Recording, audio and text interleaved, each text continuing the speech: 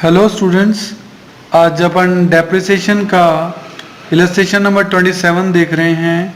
You are given the following balances on 1 April 2005। Machinery दे रखी है 5 लाख की एंड प्रोविजन फॉर डेप्रिसिएशन आपको दे रखा है 1,16,000 का। Depreciation is charged on machinery at 20% per annum by diminishing balance method, यानी रिटर्न डाउन वैल्यू मेथड है। A piece of machinery purchase on 1 April 2003, कभी खरीदा था 1 लाख का, उसको हमने 1 अक्टूबर 2005 को 60 का बेच दिया। Prepare the machinery account, provision for depreciation account, ये आपको दो बनाने के लिए कहा है। ऑल्सो प्रिपेयर मशीनरी डिस्पोजल, ये मैं नहीं बनाऊंगा, मैं इन दोनों से आपको चीज को समझा रहा हूँ, ठीक है।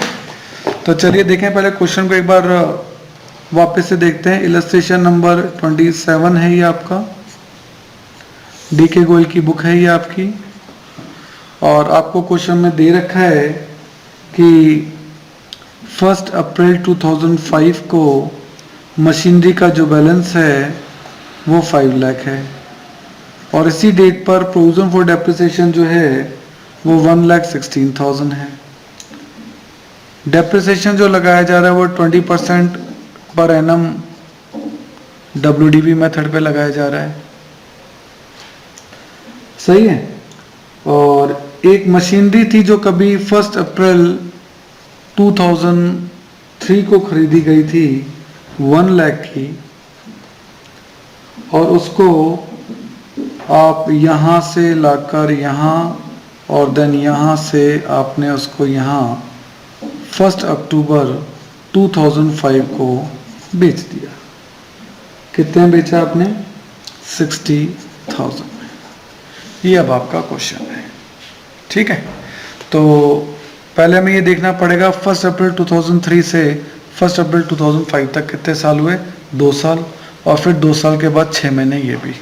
तो अपन को डेप्रिसिएशन लगा के पहले तो चेक करना पड़ेगा कि ये 1 लाख की मशीनरी 20% डेप्रिसिएशन लगने के बाद अब कितने की हो गई होगी। देखें, ये 1 अप्रैल 2003 को हमने एसेट खरीदी थी, पुरानी एसेट है 1 लाख की, और उस पर पहले साल 20% का डेप्रिसिएशन लगा होगा 20,000 का।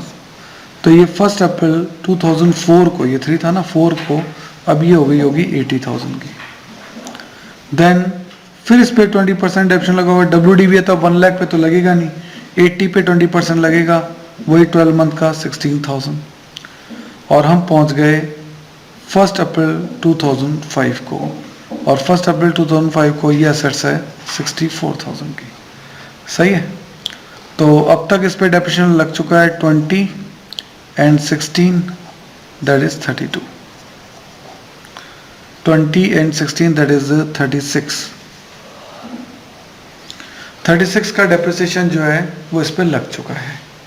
लेकिन अभी ये तो 1 अप्रैल 2005 की वैल्यू है, ये 1 अप्रैल 2005 यानी यहाँ अभी तो 6 महीने और यूज आएगा, तो 6 महीने का डेप्रिसिएशन और लगा दें, तो लेस 20%, लेकिन इस बार केवल 6 मंथ का, और 6 मंथ का जो डेप्रिसिएशन इस पे होता है वो होता है 6,400, यानी जिस डेट को आपने इस एसेट को बेचा उस डेट पर उसकी वैल्यू थी 57,600, और डेप्रिसिएशन 6,400 और लग गया, तो टोटल डेप्रिसिएशन आपका हो चुका था 42,400, सही है। तो 42,400 का डेप्रिसिएशन आपका लग चुका था, मैंने डेप्रिसिएशन भी निकाल लिया, और इस डेट की, ये कब की वैल्यू है? ये है 1 अक्टूबर 2005 की वैल्यू, और 42,400 का इस पर डेप्रिसिएशन लग चुका था, ठीक है। तो अब जब इस डेट पर आप इस एसेट को बेचा तो आपने कितने बेचा? 60 में। तो 1 लाख की आपकी एसेट थी, इस पे 42,400 का डेप्रिसिएशन लग चुका था अब तक, तो चीज बची 57,600 की, और आपने इसे बेचा कितने में? आपने इसे बेचा 60,000 में, तो 57,600 की चीज 60 में बेच दी, तो ज्यादा में बेची।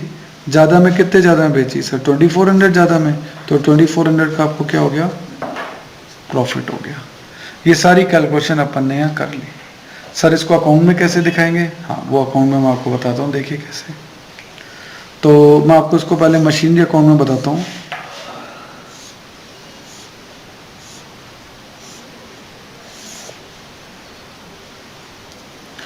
तो जब मशीनरी अकाउंट बनाएंगे फॉर्मेट तो वही है, उसमें तो कोई चेंज नहीं है,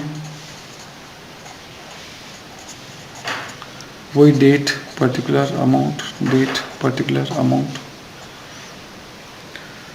1 अप्रैल को जो बैलेंस दे रखा था मशीनरी का था to balance BD, that is 5 lakh. 1 October को आपने इसको बेचा है, तो 1 अक्टूबर को हमें बेचना है, तो हम लिखेंगे बाय बैंक 60,000 में हमने बेचा। 1 अक्टूबर को हमें देखना पड़ेगा किसका प्रोविजन फॉर डेप्रिसिएशन कितना था, तो हमने 1 अप्रैल तक का पहले निकाला था, फिर 6 महीने का और जोड़कर 1 अक्टूबर तक पहुंचे थे। 42,400 का डेप्रिसिएशन इस पे लग चुका था।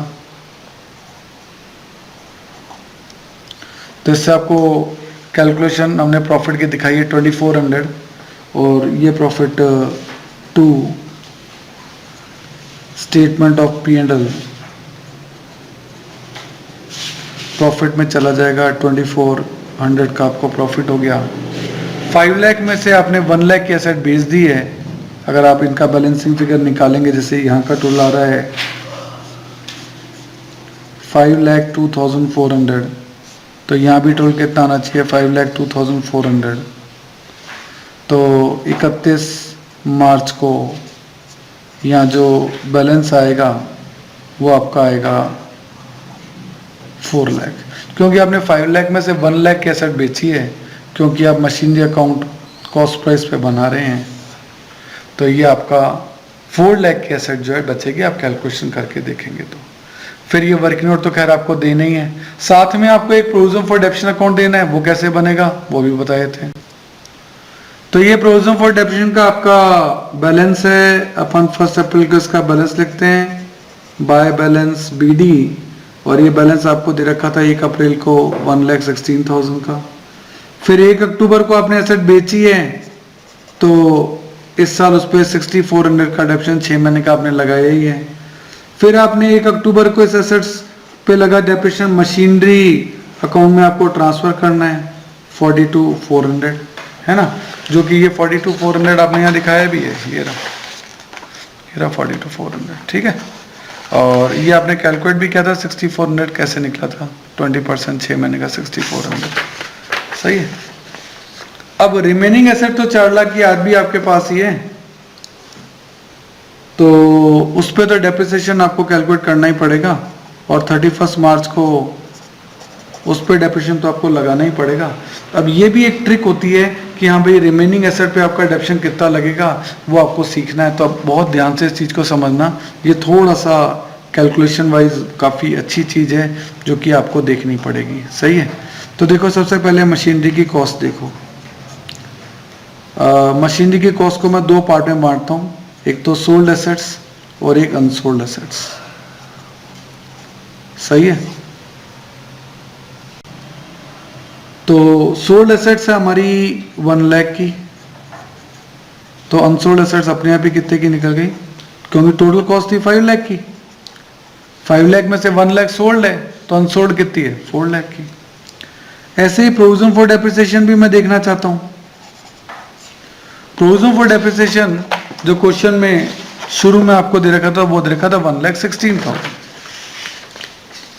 टोटल था 1,16,000। उसको भी अलग अलग कर लो, सोल्ड का अलग कर लो, अनसोल्ड का अलग कर लो, है ना। कब की बात है 1 अप्रैल को, तो 1 अप्रैल